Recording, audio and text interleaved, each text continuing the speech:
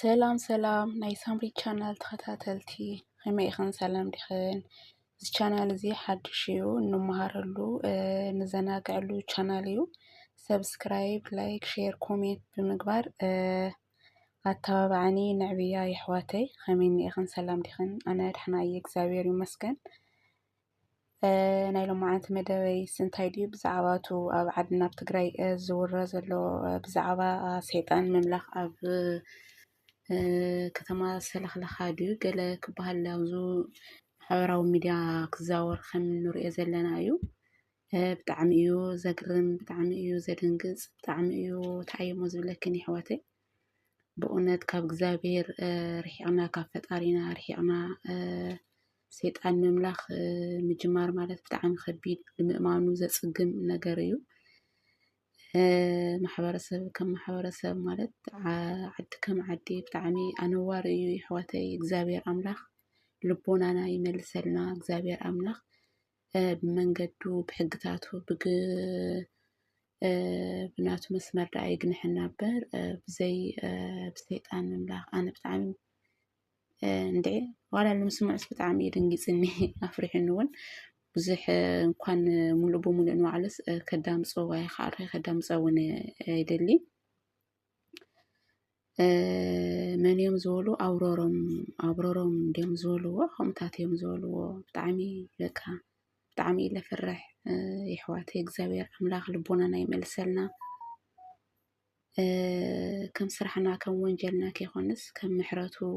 ጠሚቱ ብምሕረቱ ይምሓረና ይሕዋተይ ብጣዕሚ መፍርሒ ግዜ እንድዒ ካብ ግዜ ናብ ግዜ ዓድና ዝግበር ዘሎ ክትሰምዖ ከለካ ብጣዕሚ እዩ ዘስንብድ ዘፍርሕ መጭወይቲ መግደልቲ መሕረዲ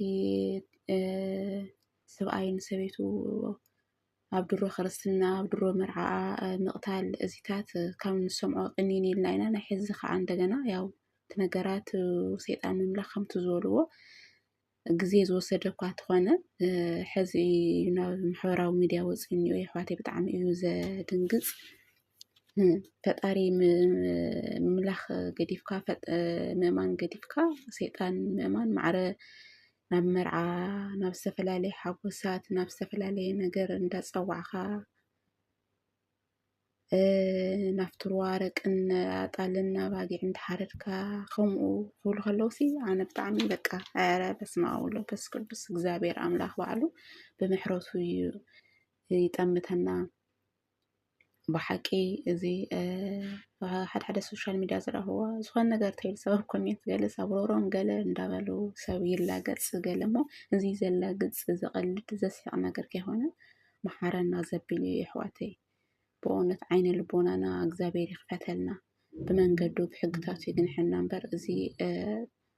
እንድዒ መፍርሒ ግዜ እዩ እሞ ከዓ ኣብ ትግራይ ክበሃል ከሎ ብጣዕሚ እየ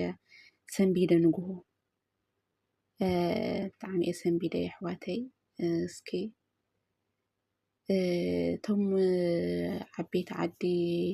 እቶም ኣቦታትናሲ ብዛዕባ እዚስ እንታይ ይብሉ ማለት እዚስ ኣብቱ ዓዘቕቲ ዘሎ ሰብ ብኸመይ መንገዲ ከውፅዎ ይኽእሉ ተኻሊእ ከይኣቲ ናብ ከምኡ ዓይነት ንኸይኣቲ ብኸመይ መንገዲ እሚኖም ወይ ከዓ መሂሮም ካብኡታት ክዕቀብዎ ይኽእሉ ፈጣሪ እዩ ዝፈልጥ እሞ ብዛዕባ እዚሲ ኣቦታትና ኣነ እኳ ንኣቦታትና ክዛረብ ወይ ከዓ ኣቦታትና ኢለ ከምዚ ግበሩ ኢለ ንኽናገር ዓቕምን ብርትዕን ጉልበትን የብለይን ግን ኣቦታትና ብዛዕባ እዚ ሰሚዖም ዝኾነ ማለት ነቲ ህዝብስ ዝኾነ ካብቱ ሰይጣን ምምላኽ ዝወፀሉ ዝናገፈሉ ዝምሊ መንገዲ ናብ ፈጣሪኡ ዝምለሰሉ ናብ ንስሓ ዝምለሰሉ መንገዲ ተዝእለሽ ዝበለፀ ይመስለኒ እግዚአብሔር ኣምላኽ ናብ ንስሓ ሞት የብቅዐና ፈጣሪ ኣሕዋተይ እንዶ ካብ ከምዚ ዓይነት ሕማቕ ነገር ሕማቕ ምስማዕ ፈጣሪ የድሕነና ፈጣሪና ባዕሉ ከምቲ ዝፈጠረና ብሕግታቱ ቀፂዑ ብሕግታቱ መሪሑ ገኒሑ ባዕሉ ደኣ መጨረሻ ናይ ኣስተኻኽለና እምበር ዝስማዓለ ነገር ኣነ ብእውነት እንታይ ኢለ ቃል ከም ዝገልፆ ንባዕሉ ብጣዕሚ እዩ ግርኣትኒ ብጣዕሚ እየ ሰንቢደ ንግሆ ኣሕዋተይ እግዚአብሔር አምላኽ ግን ባዕሉ መንገዲ ይምርሐና ኣሕዋተይ። ካብ ከምዚ ዓይነት ምስማዕን ካብ ከምዚ ዓይነት ነገርን ይምሓረና ኣሕዋተይ። በብዘለኽኖ ሰላምን ቅሳነትን ንዓኸን ይምነየልክን። ላይክ፣ ሰብስክራይብ፣ ሼር፣ ኮሜንት እንዳገበርክን ከዓ እዛ ቪድዮ እዚኣ ናኩሉ ትባፅሐለይ ግበራለይ ኣሕዋተይ።